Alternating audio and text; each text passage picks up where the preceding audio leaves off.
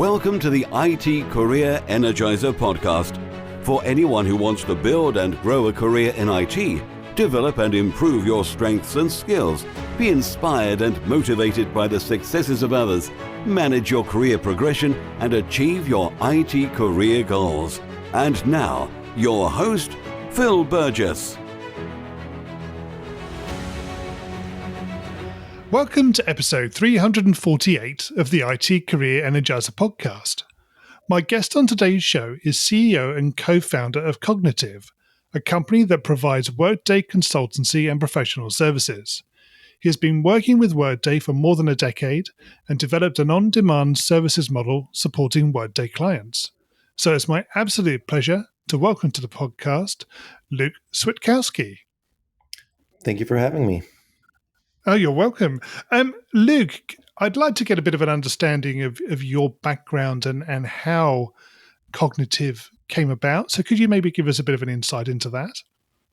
Sure, absolutely. So originally, when I went to college, I got a degree in computer science, but I ultimately found out that I was not that great at programming and decided to pursue consulting because that was probably the biggest variety pack of, let's say, activities and career options when maybe you're not sure what you're going to do long term.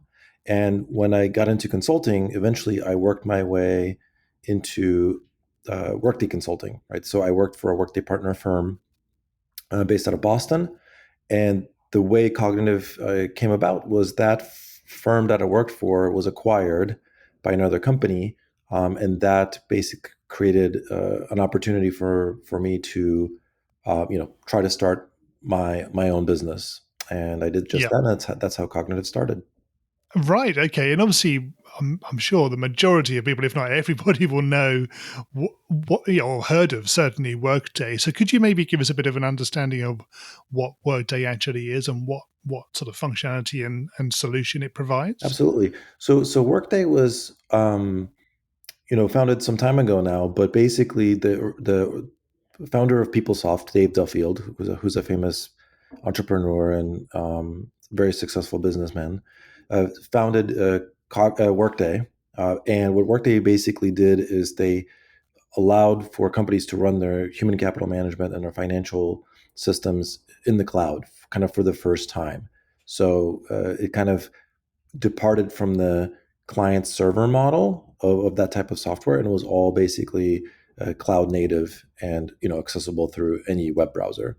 And so for companies that need to do human resources functions, do their finances, all of that can be done within Workday, as well as things like financial planning and analysis, and many other things as well. But that's basically what Workday does for companies. So what you see in the market is a lot of companies, and the majority of Fortune 500s now run Workday for their HR and finance systems. Yeah, absolutely. So in terms of what Kognitiv does, you're obviously a consultancy and you provide advisory services, presumably, and you help companies implement, is it, or maintain and manage? What is it exactly that you do? Yeah, so we do kind of a wide variety of projects. So maybe the smallest thing that we do is kind of day-to-day support of the system, because Workday is such a huge and a massively configurable system. But in addition to that, we help clients, deploy larger projects. So let's say you're running Workday and you want to deploy Workday recruiting, we would help you configure that module and get it up and running for you. So that's an example of a larger project. And we work with about 260 Workday clients, and the relationships are long-term relationships. Yes, excellent. Okay, good. That gives a bit of an insight into yourself and your company, so that's great. But obviously what we're here to do is talk a little bit about career development. So, Luke, can you give us a career tip, one that the audience may not be aware of and perhaps should be?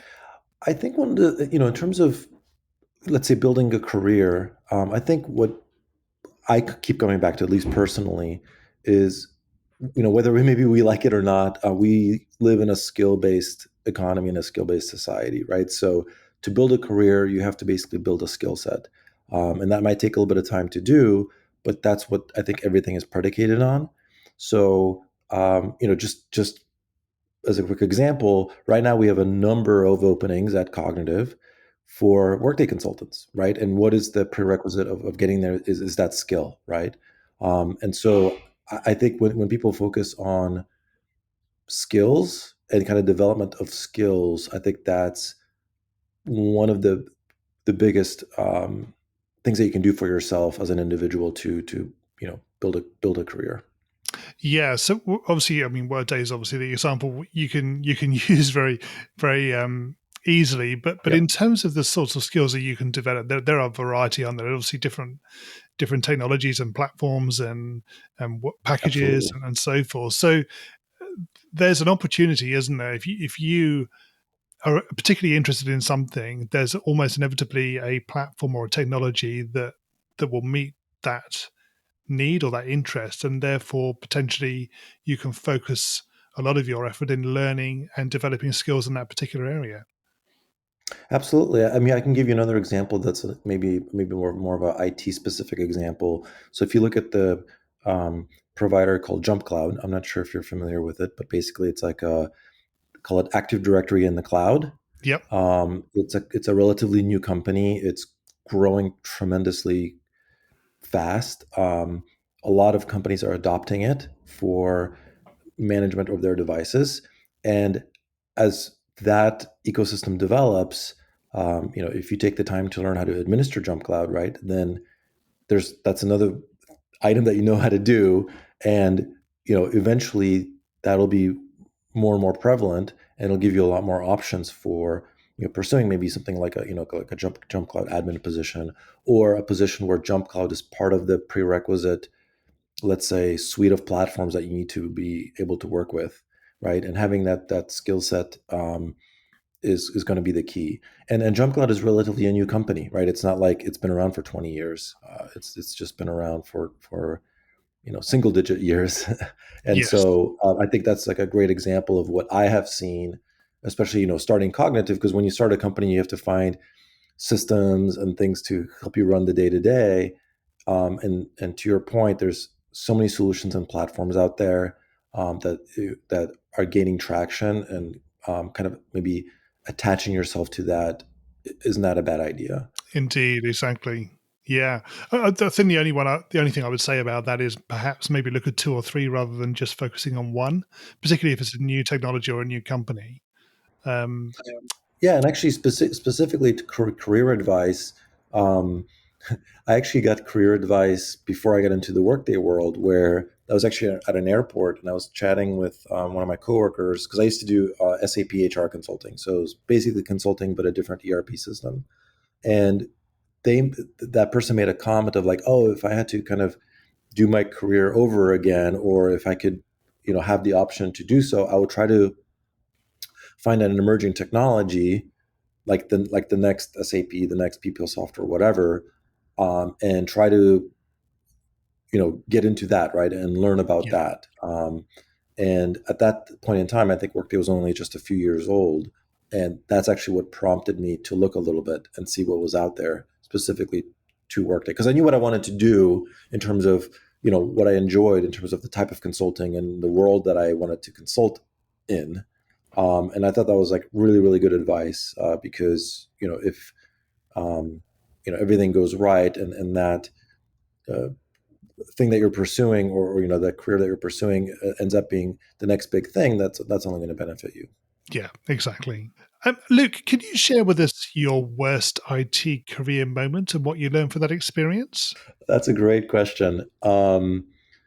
So worst moment must be where I was a consultant on a project where I was responsible for configuring a system, and it was ready to be tested. So the client I was working um, at flew in maybe 20 people from all over the world into a location to start unit testing the solution I configured. Um, Long story short, barely anything worked. And calling it an embarrassment is maybe an understatement. Um, And that was definitely like one of the worst situations that I've ever been in. And it was partly, it was a combination of things. It was definitely my fault, but it was also kind of this notion that like, oh, well, the project manager will tell me exactly what to do, in a given situation, or I really need to have all the information before I am able to configure. At the end of the day, all of that stuff didn't really matter because the end result was horrible. And the kind of to finish that thought or that experience is, as I like to call the grand prize of that mistake. I got to work basically, a month straight on that project to basically fix everything or to close the gaps that were there. And at the end of the day, everything worked out, but that was certainly a very unpleasant experience. So don't, I guess, to give more specific advice, don't make the mistake of just assume that everyone else will do exactly what their roles and responsibilities are within a project. Take more ownership of the work that you have to do yourself, and make sure that you really follow through on it, and make sure everything is lined up. Yeah, exactly. Very good. So maybe something a little bit more positive, Luke. Can you tell us about your career highlight to date? I mean, definitely starting Kognitiv and actually, having it. We don't think the journey's done or we're done by any stretch of the imagination, but I people tell myself and my co-founder Mark all the time, like, congratulations on your success, congratulations on building a successful company. I would definitely say that's my career highlight as of today, because that's always kind of been a dream of mine to be able to build something and actually have it be successful, so to sort of validate your ideas and the approach to things, putting it into motion and actually have it fulfill itself, as far as from a working theory in your mind to an actual practical application of it. So that's definitely been the highlight. And obviously we're not done yet, so we'll see how it goes in the future years. Absolutely, yes. Okay. So, Luke, what excites you about the future of careers in IT? Oh, wow, there's so much to talk about just in that question. I think one of the things that absolutely um, is so fascinating, and it kind of blows my mind every time I think about it, is if you look at, so when I went to college and I learned things like, like programming in Java and like C and those types of things, and just seeing like what tools were available then to execute on just programs and IT related things to what is available today, like the tools and the packages and the capabilities that are available to anyone is super, super exciting. So like one of my favorite applications is called LogRocket. So LogRocket, basically, as you're using whatever system you're using, it kind of captures a video at the time an error happens. So, in a traditional IT world, um, and I guess I can look back and look at my co-op job while I was in college. I was actually an IT help desk professional at a large paper making company. And back in the day, when something went wrong, you would call the client, be like, well, can you recreate the problem so I can like see it on my screen, or that I can see what the error was. Well, with something like LogRocket, when somebody submits a ticket, you can just look at the timestamp of the ticket against LogRocket and just play back what they experienced as the user. So from like a IT troubleshooting perspective, it's it's a night and day difference. And that's just one example of one tool. And the landscape is just so much richer, and there's so much more technology and everything else that you can use today, that it's just like the possibilities are almost endless. um, Super exciting. Indeed, exactly. Yeah. Great. Okay, Luke, we're going to go into the reveal round now. We're going to find out a little bit more about you and the way you think. Are you ready for this? Sure. So, what first attracted you to a career in IT? So I've always enjoyed figuring things out. Math was one of my favorite subjects, but I didn't really like the equation problems. I always liked the word problems. So like, something's happening and they got to figure out what to do. And I feel like in the world of IT, there's so much of that happening all the time. So, the ability to figure things out, to tinker, is definitely what drew me to that world. And what is the best career advice you've ever received? I think the best career advice that I've ever received is sort of what I mentioned before, where to find a niche area that you're willing to learn, and to learn it to the best of your ability. I think that that can be extrapolated to almost anything, but basically the most amount of value you're going to get out of your career is by knowing something really, really well, even if that something is very niche or very narrow. You being an expert in it will give you a leg up in so many different areas. Yes, exactly. And maybe a slightly more difficult to answer, but what is the worst career advice you've ever received?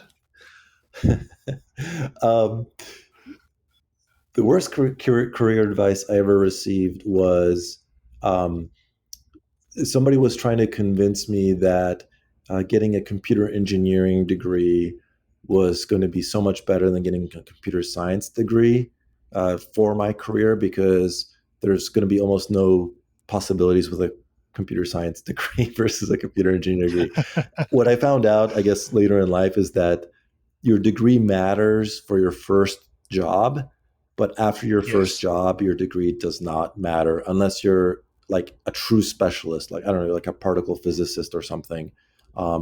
The job after your first job will be all predicated on the experience of your first job and how well you did in your first job. Yeah, that's very true. And if you were to begin your career again in today's world, what would you do? Honestly, I think if I started my career again in today's world, I think I would still work in the world of consulting. I'm not sure if I would kind of go in the kind of HR consulting world necessarily. I think what's really, really interesting these days is all the fintech activity that's happening. So, basically, there's a lot of software and really interesting technology being built around the world of finance. And I think that's like a really interesting, emerging, business sector, if you will, that I would probably take a really close look at. Yep. And what career objectives are you currently focusing on? So day to day, I'm always trying to make sure that Kognitiv is a happy and healthy company, that we're, an actual company versus, a company that, let's say, just gets funded and keeps posting losses. I think a company that is profitable is, let's just say, for the lack of argument, for the sake of argument, like a true company. So I want to make sure that keeps moving forward. And also, the other big part of the day to day is making sure we capitalize on our own success. So I love to create success for ourselves collectively as a company, and then capitalizing on that and then benefiting from that. What's the number one non-technical skill that has helped you in your career so far? I think one of the things that I think can help anyone is, I think it's really important to not be afraid to ask questions and not to be afraid to ask for help. Um, I think one of my I guess favorite individuals to like read about is Steve Jobs, and he said this many times, where a lot of people are prevented from doing things because they're just afraid to ask, right? And by asking a question, it doesn't necessarily mean that you don't know anything, but it can really short circuit and save you a lot of time in knowing what to pursue, and where to go to figure what you're trying to figure out. And I think a lot of people are scared to do that. And I think if you are going to have let's say a non-IT skill, being able to do that, I think is really, really important, because it can help you navigate where you need to go very quickly. I agree, absolutely. Yes. And what do you do to keep your own career energized? Um, so so within Kognitiv, we have a bunch of little projects going on kind of at all times, where we're trying to either create a new service, or we actually developed a whole piece of software. It's called Rooster. It's for interview scheduling for candidates. So there's always going to be something new to pursue and to figure out and to either build or bring to market. So that's what's keeping things really, really interesting, and that's what's keeping, let's say, maybe the analytical part of us busy. And I don't see that stopping anytime because every couple of years, that it seems like the world changes a lot anyway. So there's always new opportunities to look at and examine. Yes, very good. And what do you do in your spare time away from technology? So one of my favorite things to do, actually on the weekend, is to grill. Give me a beer, give me something to grill, and I'm very happy. Right. I also like to ride my road bike quite a bit, and then when it's winter time, I try to make it out to the slopes and do some snowboarding. I think it's really important also to disconnect from technology when you can, and if you can't do it on any given weekday, I think a weekend is a really great time to do just that. It is, exactly. And Luke, can you share with us a parting piece of career advice? In terms of parting piece of career advice is, if you are in a job and let's say it's a new job, and after 1 year just not really feeling the job anymore, not really enjoying it, instead of just looking for another job immediately, see if you can give yourself another 6 months to a year to work out whatever issues are within that job. From a hiring perspective, if I see a resume where someone has 10 years of experience, but at 8 different companies, I don't see that as a positive thing. Even though you might think like, oh, I'm getting all these different experiences, all these different companies. To me, I see it as someone that maybe is never quite satisfied with the job that they're going for. And it's risky for me as an employer to hire a person like that, because there's a really good chance that after a year they're gonna leave, right? And for people who, let's say, persevere within a position or a series of positions within one company, for a stretch of like 3 to 5 years, that's viewed in a much more positive light. Yeah, I understand that. Absolutely. Yes. I think that's probably a subject for a longer conversation potentially about how best to manage that from a personal perspective. But I think you're right. If you get to a point and you've only been with a company a short period of time, maybe consider setting some values or something you can measure over a period of time to make sure that the reason you feel that you want to move on is valid, so you can assess it over a period of time rather than make a snap decision, perhaps. Exactly. I think another good option in that thought is, if you are absolutely not sure of what you want to do, I think there's a lot of opportunity for freelancing today, right? To just be a contractor where Yep. you can work a little bit with company A and a little bit with company B, and projects tend to be short, so you'll have these short stints to kind of help you figure that out, and then having that on your resume, like, hey, I was a contractor for like 3 or 4 years, that's a totally different story than I was at 4 different jobs over the last 4 years. Yeah, that's very good, very well put. Okay, and Luke, how can we find out more about you and connect with you? Sure. So you can find me on LinkedIn, and or you can send me an email at luke@cognitivinc.com. That's KOGNITIVINC.com. And that's probably the best way to connect with me. Great. Luke, thank you so much for joining me on the podcast today. It's been great chatting with you. Great. Thank you so much. I appreciate it. Thank you for having me. Hi, Phil here again. Well, I hope you enjoyed my conversation with today's guest. You can find full show notes on the website at itcareerenergizer.com/e and the number of the episode you've been listening to. If you haven't already subscribed to the show, please make sure that you do, so that you get episodes automatically downloaded to your device every Monday. Thanks for listening and have a great week. Thanks for listening to the IT Career Energizer podcast. To find out more about building a successful career in IT, visit itcareerenergizer.com.